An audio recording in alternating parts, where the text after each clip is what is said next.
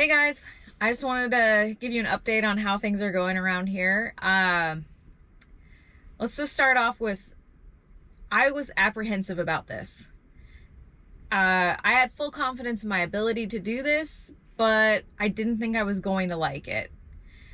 So far, in the first week and a half, I'm really enjoying it. The one thing that's an issue, and it's not even an issue, is that because I drive a different vehicle than all the guys that I work with, I get to do different things than them, and I don't get to see my friends. So, which is, I'll live. I mean, how many years do you go like off and on, like working by yourself and then working with the group? And, like I just work with some of the best, coolest truck drivers around, and I really enjoy when we all work together. But so now I'm off on my own little sphere, and they're doing their truck and trailer things, and I'm over here doing super solo things.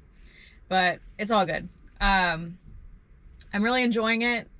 I get to do stuff that normally would be done solo, but I don't know, the solo is bigger, so it's kind of cool. It's pretty cool actually. But I just wanted to run down a few things that I've learned this week. And some of them seem pretty obvious and straightforward, but they're things that you don't think about until somebody either points it out to you, or maybe that you experience it, or you have to explain to somebody why you do something a certain way. So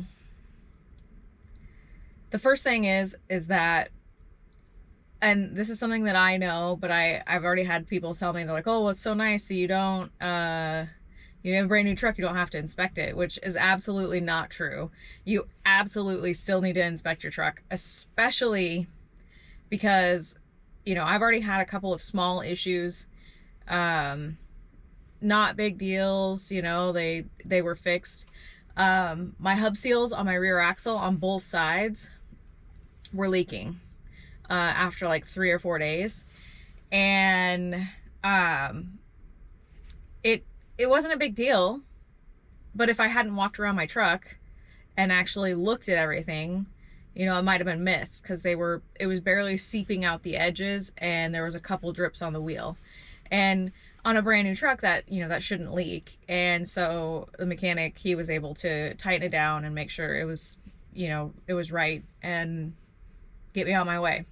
But if that had been left, there's a possibility that it could become worse and worse and worse, and hopefully you'd notice it. If I don't know, I can't imagine not inspecting my truck. But so that's the first obvious thing. Okay, so number two is brand new trucks, they have kinks to work out. It seems silly, but it's true. I last Friday, so day 5, midday, I was getting off the freeway in Seattle, and I saw my air pressure starting to drop, and I was like, what the heck is going on here? And I got about halfway between the freeway and the job site, and the alarm started going off. But so the PTO, I engaged the PTO and lifted the rear axle after I rolled the tarp in, though. After I rolled the tarp in. But, lifted the rear drop axle, and when I lifted the 4 or the 3 underneath the truck, they didn't come up because I had so little air. And so I was able to pull straight into the job site, and I just basically, I had no air. And I parked the truck and I started walking around it, and usually, just like any situation like that, an air leak, you can't hear anything because there's no air in the system when you park the truck. So then I had to get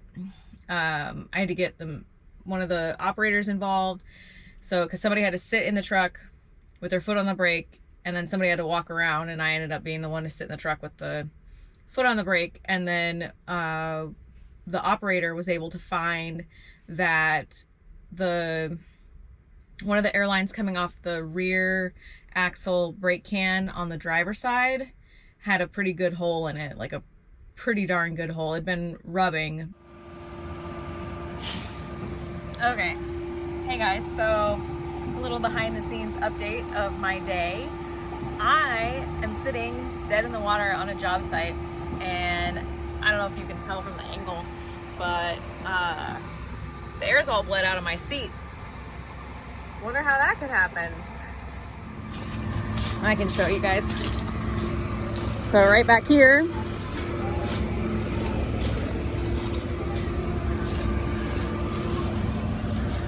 okay, so I was getting off the freeway in Seattle, and all of a sudden my air started to drop, and I don't know if you can see it right there. The light's kind of at a weird angle, but there is a hole right there. But I was getting off the freeway in Seattle, my air was bleeding off, and I was watching it, and it just kept bleeding off, getting worse and worse, and then before you knew it, the truck basically wouldn't move anymore. You know, just kind of growing pains like that, you know, the truck is brand new, but there hasn't been, you know, a lot of movement with it yet, and just little things that you're looking for like that. And just brand new trucks have growing pains is all I have to say about that. But yeah, they just sent out a mechanic. He spliced in a connector and got me on the road again, and I haven't had a problem since.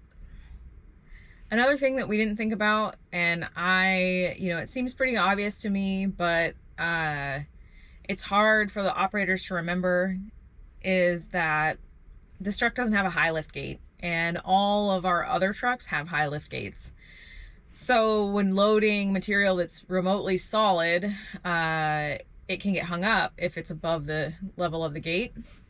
And it can be above the level of the gate because the sideboards come up so far on this truck. So I had a load of dirt and brush mixed together, and ferns and things, and I mean, it was a normal load. It was a legal load. It was 10 inches below the top of the sideboards, and, you know, like, it was mounted in the middle, so there was plenty of room on the gate, and like free board on the gate. And when I went to dump out, it wouldn't come out, and it was actually hung up on the rear drop axle, the pusher. And that's how tall it was, and it took some wiggling to get it out. Okay, so I'm dropping the box down. We're gonna have to just shovel it away from the gate, and there's a stump wedged in there, and there's another guy in a super dump. He might be able to give me some idea about how to do this better. So he's backing in here to dump out. He might have a better idea.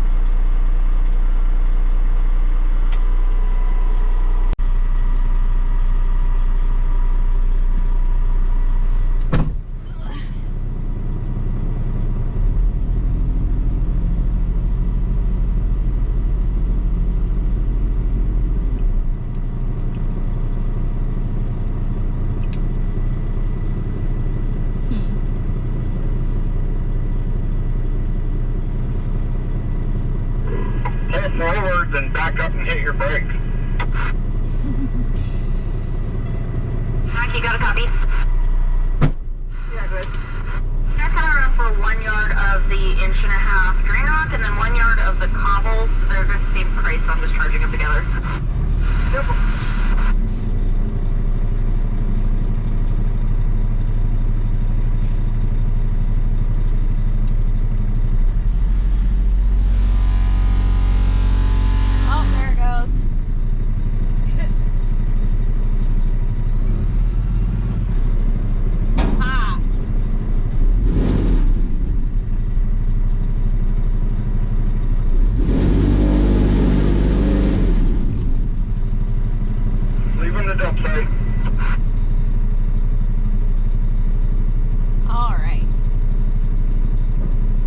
What we ended up doing was the operator on the ground at Reese, where I was, he wiggled the gate while I ran the box vibrator, and it was able to, like, as he's wiggling the gate, it kind of just like broke up the stuff on the top and it just slid out finally. But it took some trying.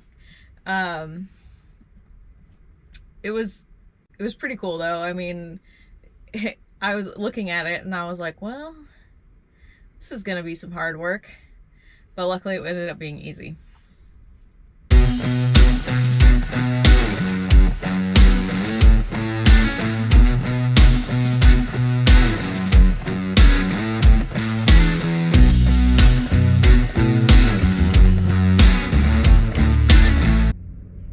All right, the fourth thing I learned is that even though this truck feels really squirrely on the freeway, especially when you're driving on concrete, it's really stable.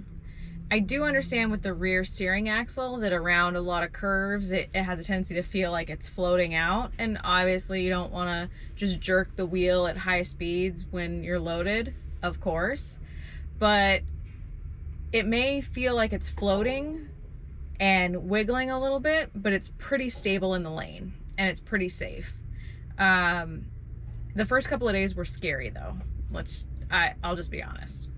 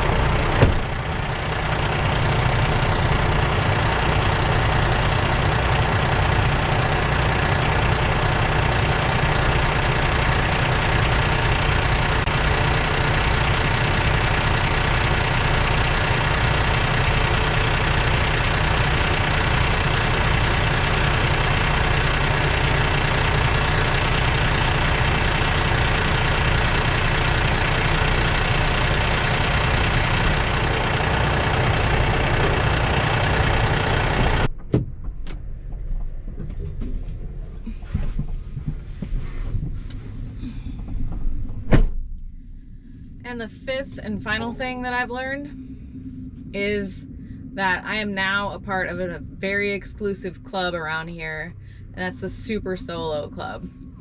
Because dump truck drivers always wave at each other, you know, sometimes some don't, whatever, you know. But now I'm getting asked constantly if I need any help or any pointers, because I talked to one guy and then he started telling everybody that I was new to super solo, and then that just kind of goes and around and around and around. And